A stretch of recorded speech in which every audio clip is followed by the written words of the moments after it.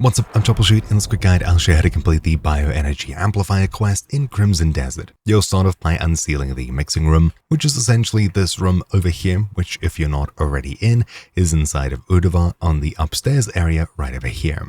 In order to get to this room, you'll need to be on this very top layer over here, essentially. Make your way up these stairs and into this building here.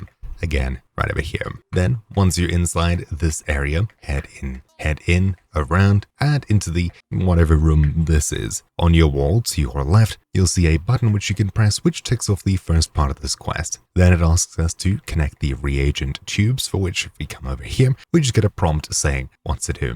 On the other side of the room, you'll find a couple of these canisters, which we'll need to basically pick up and carry. So if we grab this blue one here, we'll take it across to the other side of the room, where this blue thing is here, and holding control or your lantern key, we'll be able to drop it on the spot here. Then we'll grab the hand wheel immediately next to it and just give it a spin to the right. This then opens up the tubes and it transfers liquid around. Over here by the next one, we'll be grabbing one of these green tubes. So bang, then we'll take it across to the southern section over here. We'll be able to place it in the spot where you'd expect. There you go. Once this is plugged in, we'll wait for it to drain in. Then after that's done, we should be able to interact with this hand wheel and crank it to the right as well, so that things start flowing around towards the center. And finally, in this central area here, and we'll need to pick up the oil canister immediately next to it, bring it across to this little platform here, hold in control or your lantern key again to place the oil on it, then come across to the backside and force palm it into place, which should finish off activating this machine, allowing us to pull the handle here.